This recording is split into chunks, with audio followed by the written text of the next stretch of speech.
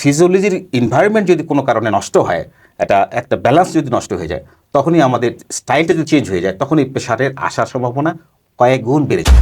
Family বলতে আমরা বুঝি তার লিনিয়েজ, তার বাবার গোষ্ঠী অথবা তার মায়ের গোষ্ঠী, ডিরেক্ট মা অথবা বাবা। কারেক্ট। আপনি মাসে 2-3 দিন জাগলেন স্বাভাবিক, সপ্তাহে 1-2টা রাত জাগলেন স্বাভাবিক, কিন্তু যদি কন্টিনিউয়াসলি চলতে থাকে তখন আমাদের শরীরের এই পরিবর্তন স্থায়ী হয়ে যায়, তখন প্রেশারের ঝুঁকিটা কয়েক গুণ বেড়ে যায়।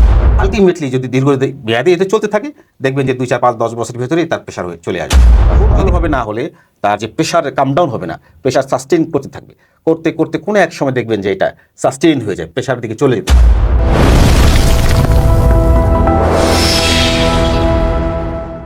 আরেকটা হলো যে জেনেটিক কারণে, বংশগত কারণে তার থাকতে পারে, এটা ফ্যামিলিয়াল। এটা সায়েন্স স্বীকার করেছে?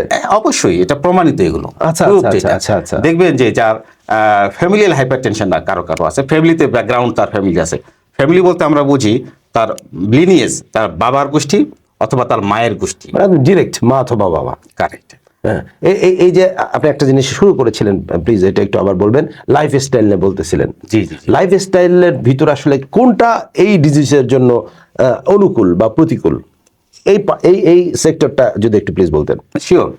মানুষের শরীরে একটা মেকানিজম আছে, এই মেকানিজমগুলো অনেকগুলো মেকানিজমের একটা সূক্ষ্ম ব্যালেন্সের মধ্যে তৈরি হয়। যেমন সার্কেডিয়ান রিদম আমরা বলি, মানুষ শরীরবৃত্তিভাবে সে ঘুমাবে, সে জেগে থাকবে, সে হাঁটা চলা পরিশ্রম করবে, সে খাবার খাবে, সে এনজয় করবে, হাসি খুশি থাকবে। রাইট। একটা ফিজিওলজি বলি আমরা। এই ফিজিওলজির এনভায়রনমেন্ট যদি কোনো কারণে নষ্ট হয়, একটা ব্যালেন্স যদি নষ্ট হয়ে যায়, তখনই আমাদের স্টাইলটা যদি চেঞ্জ হয়ে যায়, তখনই প্রেশারের আসার সম্ভাবনা কয়েক গুণ বেড়ে যায়। যেমন হলো সার্কাডিয়ান রিদম, মানুষ যখন মানে সূর্য অস্ত যায়, রোদের তীব্রতা কমতে থাকে, একদম রাতের তীব্রতা বাড়তে থাকে, তখন আমাদের শরীরে এক ধরনের হরমোন তৈরি হতে থাকে, সেই হরমোনটা ঘুম নিয়ে আসে। তো এই ঘুম নিয়ে আসার সাথে সাথে আমাদের বিভিন্ন রকম যে এন্ডোক্রাইন সিস্টেম আছে, হরমোন সিস্টেম আছে, এগুলো সাপ্রেস হতে থাকে। যদি কোনো কারণে এই মেলানিন অথবা মেলাটোনিন এই জিনিসগুলো যদি আমি সঠিকভাবে মানে নিঃসরণ না হয় শরীর বডি থেকে, তাহলে ঘুম তার ভালোভাবে হবে না। ঘুম ভালোভাবে না হলে তার যে প্রেশার কাম ডাউন হবে না, প্রেশার সাস্টেইন করতে থাকবে, করতে করতে কোনো এক সময় দেখবেন যে এটা সাস্টেইন হয়ে যায়, প্রেশারের দিকে চলে যেতে পারে। এই জন্য প্রথমে ঘুম, sound sleep, early morning, early night, early night, মানে যত তাড়াতাড়ি ঘুমাবে তত তাড়াতাড়ি উঠবে, তত তাড়াতাড়ি প্রেশারটা শান্ত থাকবে। আচ্ছা আচ্ছা, বডি সিস্টেমটা ভালো থাকবে। সাপোজ আমরা বলি সবচেয়ে ভালো ঘুমটা হবে 10টা থেকে 11টার মধ্যে। এই সময় ভালো ঘুম হওয়ার কথা, ফার্স্ট নাইটে। ইয়েস। আচ্ছা, তাহলে আমরা তো এই সময় ভালো ঘুম হওয়ার কথা, ভালো ঘুম হবে, তারপর স্লিপ আস্তে আস্তে আস্তে আপনার স্লো হয়েতে থাকবে। তা আমরা রেম স্লিপ বলি, আমরা 2টা মেজর পার্ট আছে, নন রেম স্লিপ বলি। সবচেয়ে কোয়ালিটি স্লিপ হয় ফার্স্ট হাফে, নাইটের ফার্স্ট হাফে হয়। যদি কোনো কারণে যদি নষ্ট হয়, রেম স্লিপ নন রেম স্লিপ যদি নষ্ট হয়ে যায়, তখন আমাদের শরীরে পুরো সিস্টেমটাই অল্টার হতে শুরু করে। তো সুতরাং লাইফ স্টাইলের প্রথম শর্ত হলো আপনার রাতের ঘুমটা খুবই এবং তাড়াতাড়ি প্রথম রাতের ঘুমটা, মানে 10টার মধ্যে শেষ হয়ে যাবে। কারেক্ট। আর আরো কিছু খুব ইম্পর্টেন্ট, কিন্তু আসলে আমার মনে হয় আলোচনা হচ্ছিল আর কি লাইফস্টাইল নিয়ে। ওজন বলতে এই কারণে যেটা বলছিলাম যে ঘুমটা আপনার ন্যাচারাল ঘুমটা কখন আসবে? ন্যাচারাল ঘুমটা তখনই আসবে যখন ন্যাচারাল এনভায়রনমেন্ট রাখবে। সূর্য অস্ত যাওয়ার পর থেকে আপনি যদি একটা অন্ধকার পরিবেশে বসবাস করবেন, বডি তখন বলতেছে তুমি ঘুমাও। হ্যাঁ, বডির ডিমান্ড। আর আপনি যদি উল্টা করেন, প্রচুর হুইসের মধ্যে থাকলেন, আপনি স্ক্রিন টাইম বেশি ব্যবহার করলেন, প্রচুর ন্যাচারাল মানে আর্টিফিশিয়াল করলেন, তখন হরমোনটা সে নিঃসরণ হবে না, বডির সাথে যুদ্ধ শুরু হয়ে গেল, অ্যান্টি ফাইট শুরু হয়ে গেল। সহজ ভাষা যদি বলতে চাই আর কি, আচ্ছা আচ্ছা, জনসাধারণের জন্য।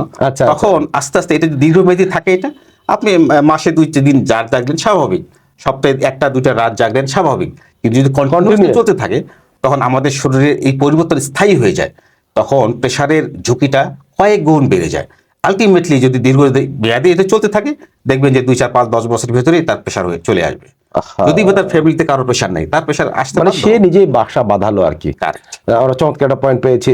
প্রিয় দর্শক, আপনারা যারা শুনছেন, আসলে এই কথাগুলো হয়তো বা আমাদের সকলেরই অজানা ছিল, জানাও ছিল, তবে যখন আপনি স্পেশালিস্ট ডক্টর বলে, সেটা কিন্তু অবশ্যই প্রুভড হয়ে যায়।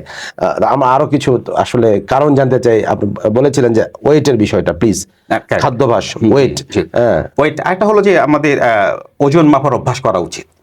আমার উচ্চতা অনুযায়ী আমার নির্দিষ্ট ওজন কিন্তু এটা একটা চার্ট আছে। এক চার্ট আছে। সাপোজ কোনো পেশেন্ট, কোনো ব্যক্তির 5 ফুট 6 ইঞ্চি, রাইট, হ্যাঁ তাই তো, তার দেখা যাবে তার সর্বনিম্ন ওজন থাকা উচিত বিএমআই অনুপাতে 18.5, আর সর্বোচ্চ বিএমআই হিসেবে একটা পয়েন্ট আর কি, একটা BMI, body mass index. Body mass index. এটা কিন্তু দেখবেন যে ক্লাস 9-10 বইয়ে, পাঠ্য বই কিন্তু চলে আসে, জীববিজ্ঞান পাঠ্য বই কিন্তু আছে, সবাই জানে, ইভেন ক্লাস 6-7 আমি দেখেছি ওদের পাঠ্য বইতে চলে আসে এটা। তো বর্তমান যারা জেনজি বলি অথবা যারা ইয়াং জেনারেশন, তারা কিন্তু জানে। আমরা যারা এটা পুরাতন জেনারেশন আমরা তো জানি না। একটু খোঁজাখুঁজি করলে আপনার সামনে স্ক্রিন আছে, আপনি একটু চ্যাট জিপিটি প্রশ্ন করতে পারেন, একটা সার্চ দেন বিএমআই কি জিনিস, আপনি বাংলায় পেয়ে যাবেন। তো বিএমআই হলো আপনার 18.5 নিচে নয় এবং 23-এর উপরে না, আচ্ছা, এবং কোনো মতেই 25-এর উপরে না। আপনি আপনার ওজন এবং উচ্চতা অনুপাতে আপনি যদি চার্ট বসায় দেন, আপনি পেয়ে যাবেন আপনার বিএমআইটা কত। তো আমরা চেষ্টা করবো কিন্তু ছোটবেলা থেকে যে আমরা প্র্যাকটিস করি, আমার বিএমআই 23-এর মধ্যে ধরে রাখবো, মানে আদর্শ ওজন যেটা শরীরের জন্য আমাদের যে গড গিফটেড যে একটা আপনার মেশিন যেটা আছে, এটা যদি ধরে রাখতে পারি আমরা, দেখবেন যে আমাদের প্রেশার অনেক দূরে চলে যায়, প্রেশার সহজে আমাকে আক্রমণ করবে না, আমার শরীরে বাসা বাঁধবে না। আসলে অনেক কারণ আছে, আমরা পর্যায়ক্রমে সব কারণগুলো বলবো।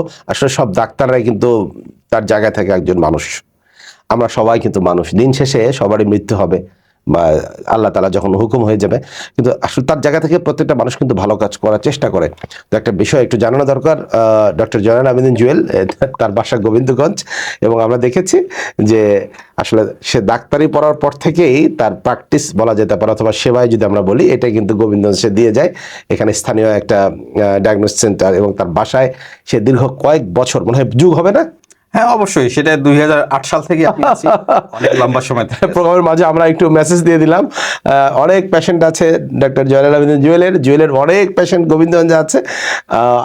আমার মনে হয় যে আসলে সে এই অঞ্চলের এই কার্ডিও বা মেডিসিন বিষয়ে সে যে সেবা দিয়ে যাচ্ছে, সেখানে অবশ্যই আধুনিকতার অবশ্যই ছোঁয়া আছে এবং অনেকে উপকৃত হয়েছে। আমরা ডক্টর জয়নাল আবেদিন জুয়েলের জন্য আমরা প্রাণ ভরে দোয়া করছি, এবং আশা করছি প্রোগ্রাম যারা দেখবে তারাও দোয়া করবে।